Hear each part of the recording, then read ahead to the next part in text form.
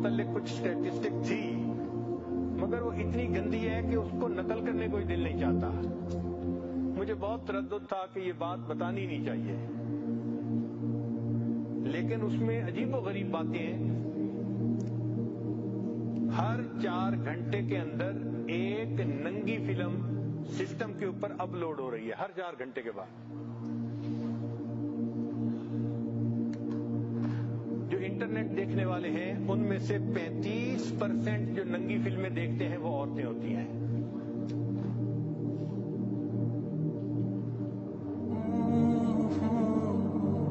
ہر روز جو ای میل لکھی جاتی ہیں ان میں سے 2.5 بلین ای میل جو ہوتی ہیں وہ سیکس سے متعلق ہوتی ہیں. 2.5 بلین ڈیلی ای میل وہ سیکس سے متعلق ہوتی ہیں.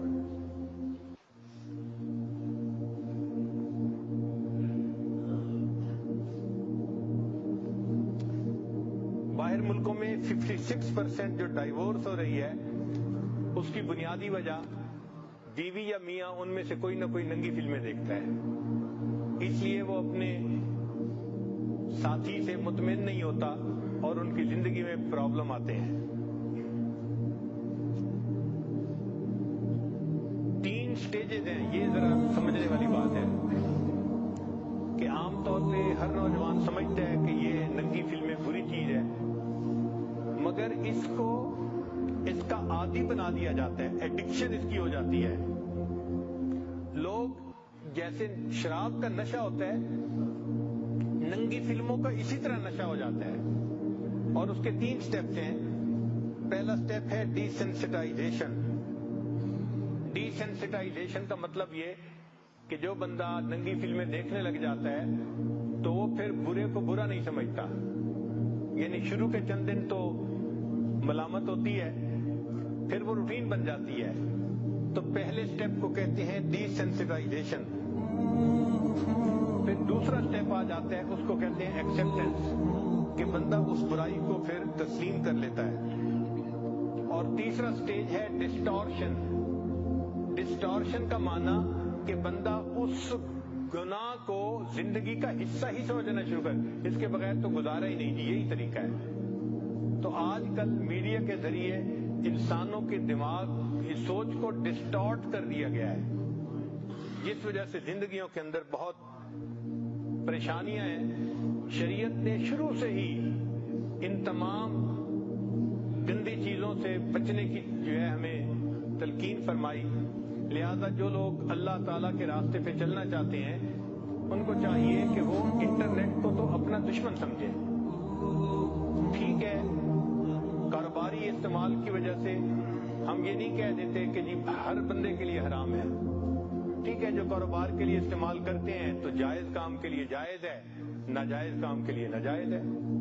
مگر اکثر و بیشتر اس کا ناجائز استعمال ہی ہو رہا ہوتا ہے. اس سے بچنے کی کوشش کریں. اور فیس بک کے بارے میں تو جواز کا فتویٰ ہی نہیں ہو سکتا، کیونکہ کسی نے مجھے یہ بتایا جو اس لائن کے لوگ ہیں کہ فیس بک پہ جو بندہ جاتا ہے پورے 5 منٹ کے اندر کوئی نہ کوئی غیر محرم لڑکی اس کے سکرین پہ آ جاتی ہے. تو اگر 5 منٹ کے اندر اس نے غیر محرم لڑکی کو دیکھنا ہے تو اس کا کھولنے کا جواز ہی نہیں دیا جا سکتا. تو فیس بک پہ تو جانا ہی حرام ہے، یوں سمجھ لیں. جو اللہ کا قرب حاصل کرنے والے لوگ ہیں وہ اس میڈیا کے گند سے اپنے آپ کو بچائیں. اور ہو سکتا ہے کہ اسی گند کی وجہ سے ان کی ترقی نہ ہو رہی ہو. وہ بڑھنا چاہتے ہیں مگر ان کے پاؤں بندھے ہوئے ہیں. اللہ تعالیٰ اس گرفتاری سے ہماری جان چھڑائے. اور پھر اس کا فائنل نتیجہ لکھا ہوا ہے کہ طلاقیں ہو جاتی ہیں اور بندے ڈائیورس ہونے کے بعد ڈپریشن ہو جاتی ہے، اور ڈپریشن کے بعد اس کا انجام کہ وہ لوگ خودکشی کرتے ہیں. جن لوگوں کو ایسی فلمیں یا ایسی چیزیں دیکھنے کی عادت ہو ان کے لیے بھی چند نصیحتیں ہیں، وہ ذرا سن لیجئے. یہ کام کی باتیں ہیں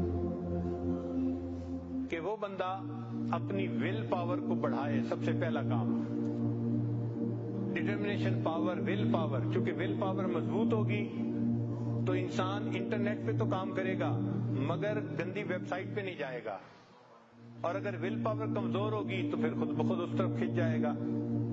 تو ول پاور کو مضبوط کریں ذکر کی کثرت کے ذریعے سے، اور جن لوگوں کو اللہ نے مضبوط قوت ارادی دی ہے ان اللہ والوں کی صحبت میں بیٹھنے سے اپنی قوت ارادی کو مضبوط کریں۔ پھر جو لوگ ایکسرسائز کرتے ہیں ان کی بھی ول پاور مضبوط ہو جاتی ہے۔ جو لوگ مناسب سوتے ہیں رات کو ان کی ول پاور بھی مضبوط ہوتی ہے۔ پھر جو لوگ فاسٹنگ روزہ رکھتے ہیں، روزہ رکھنے سے بھی ول پاور مضبوط ہو جاتی ہے۔ میڈیٹیشن جو لوگ مراقبہ کرتے ہیں اس سے بھی ول پاور مضبوط ہو جاتی ہے۔ اور ایک پوائنٹ یہ ہے کہ جو لوگ ایسا گناہ کرتے ہیں، acknowledge that you are addict, اس کو جسٹیفائی نہ کریں، اپنے آپ کو جسٹیفائی نہ کریں جی میں اس وجہ سے دیکھتا ہوں میری بیوی میری بات نہیں مانتی، میرے ساتھ ٹھیک طرح سے نہیں رہتی، لہذا میں انٹرنیٹ پہ یہ تصویریں دیکھتا ہوں۔ نہیں، ایکسپٹ کریں کہ ہاں میرے اندر یہ گناہ موجود ہے، تب اس کی ریمیڈی ہوگی۔ ان تمام برائیوں سے بچنے کے لیے اللہ تعالیٰ کا مضبوط یقین وہ ضروری ہے۔ ہم اگر سکرین دیکھ رہے ہوتے ہیں تو اس وقت اللہ تعالیٰ ہمیں بھی دیکھ رہے ہوتے ہیں کہ یہ کیا بیٹا تماشے دیکھ رہا ہے، اور جتنی ویڈیوز ہوں، امیجز ہوں، آڈیوز ہوں، ان سب کو ختم کر دینا چاہیے، ڈیلیٹ کر دینا چاہیے۔ اور کمپیوٹر استعمال بھی کرنا ہو تو پبلک پلیس پہ استعمال کرنا چاہیے، بند کمروں میں استعمال نہیں کرنا چاہیے۔ اور آدمی کو ٹیمپٹیشن کو برداشت کرنا یہ بھی سیکھنا پڑتا ہے۔ یہ جو شہوت کا زور ہے یہ چند لمحوں کی بات ہوتی ہے۔ انسان اگر اللہ کے لیے اس کو تھوڑی دیر روکے تو اللہ تعالیٰ اس مصیبت سے نجات عطا فرما دیتے ہیں۔ حضرت مجذوب رحمۃ اللہ فرماتے ہیں طبیعت کی رو زور پر ہے تو رک، طبیعت کی رو زور پر ہے تو رک، نہیں تو یہ سر سے گزر جائے گی، ہٹا لے خیال اس سے کچھ دیر کو، چڑھی ہے ندی یہ اتر جائے گی۔ تھوڑی دیر کے لیے انسان گناہوں سے اپنا ذہن ہٹا لے، یہ سیلاب جو چڑھ جاتا ہے نا یہ اتر بھی جاتا ہے، یہ ختم ہو جاتی ہے۔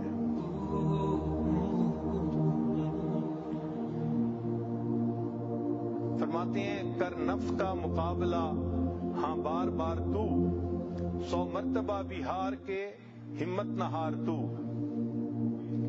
اس کو پچھاڑ کے بھی نہ پچھڑا ہوا سمجھ، ہر وقت اس کمی سے رہ ہوشیار تو۔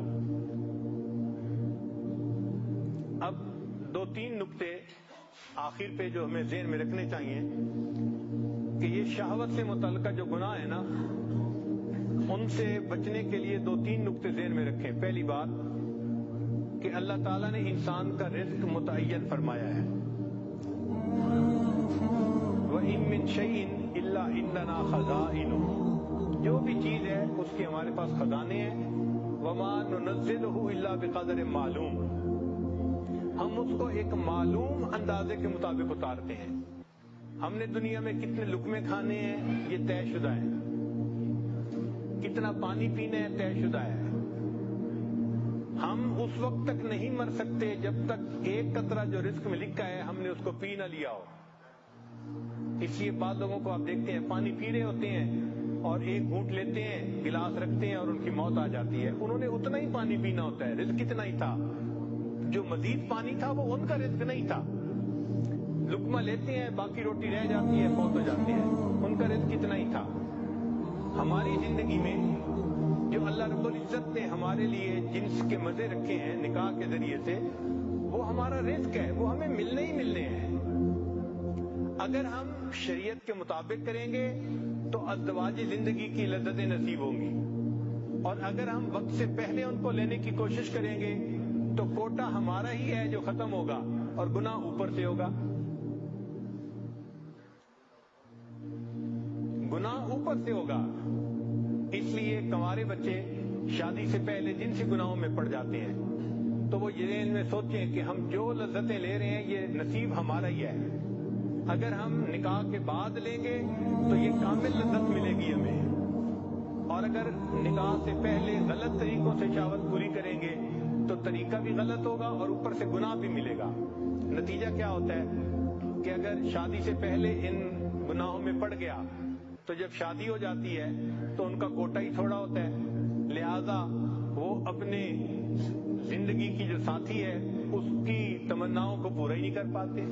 اس سے ازدواجی زندگی کے اندر پریشانیاں آتی ہیں، پھر بیویاں خاوند کے سامنے غصہ کرتی ہیں، آرگومنٹ کرتی ہیں، اور اکثر ایسے لوگوں کے درمیان ناچاتی رہتی ہے۔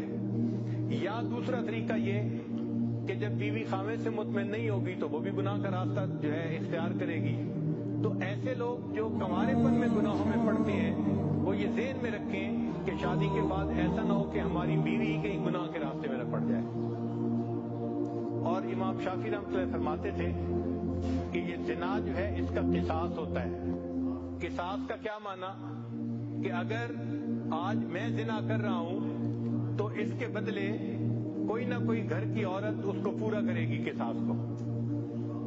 تو اگر ماں زنا کر رہی ہے تو وہ سوچے کہ کیا میری اس حرکت کا بدلہ میری بیٹی چکائے گی، میری بیٹی بھی اسی راستے پر چلے گی۔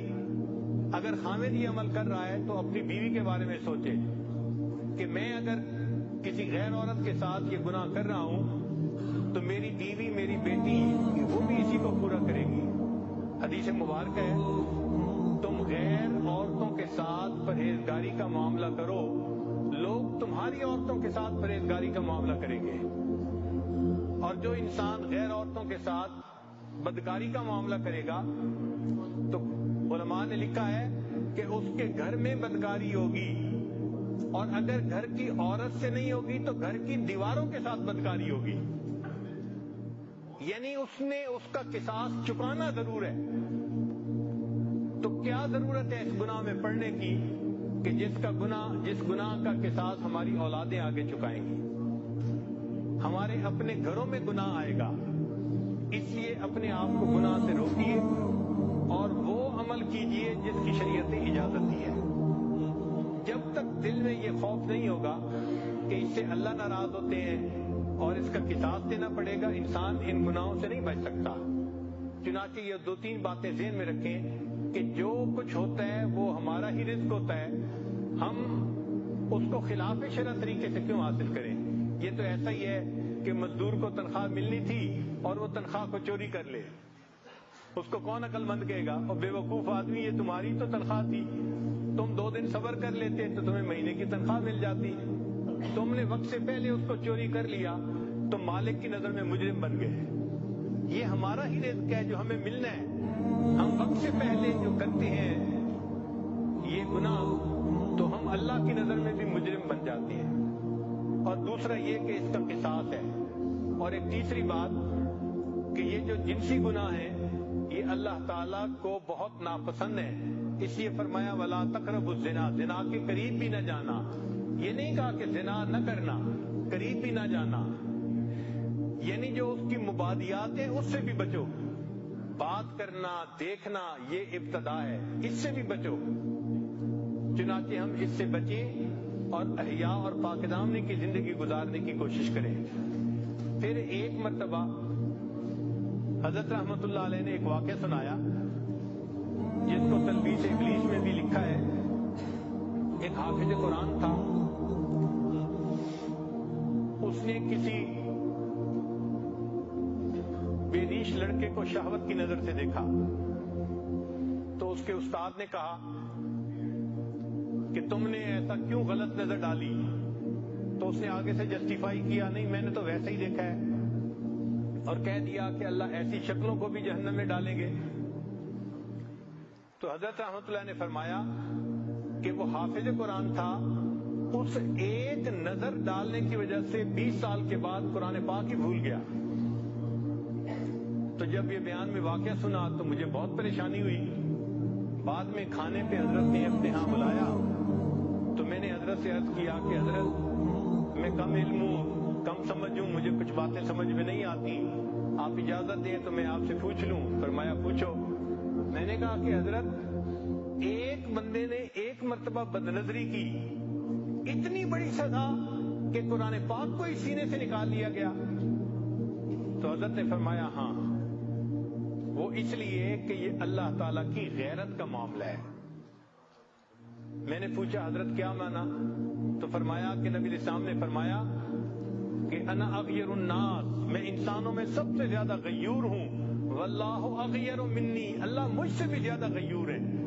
तो अल्लाह गैरत करते हैं कि एक बंदा मुझसे मोहब्बत करने के बजाय गैर से मोहब्बत का इजहार कर रहा है। ये अल्लाह की गैरत का मामला है। और जहां गैरत का मामला आ जाता है वहां अल्लाह ताला ईमान से भी महरूम कर दे तो ये भी मुमकिन है। इसलिए जो दोस्त लिखते हैं ना आई लव यू, ये 3 लव लिखते हुए हाथ कांपने चाहिए, बंदे का दिल कांपना चाहिए कि मैं किसी को ये लव लिख रहा हूं, कहीं ऐसा ना हो कि इस मैसेज को भेजने पर अल्लाह ताला अपने दफ्तर में ये लिखवा दे कि I don't love this person, ये तो गैर से मोहब्बत करता है, ये मेरे मोहब्बत करने वालों में शामिल नहीं है, इसका नाम निकाल दो मेरी। तो कहीं अल्लाह के दफ्तरों से हमारा नाम ही ना निकाल दिया जाए।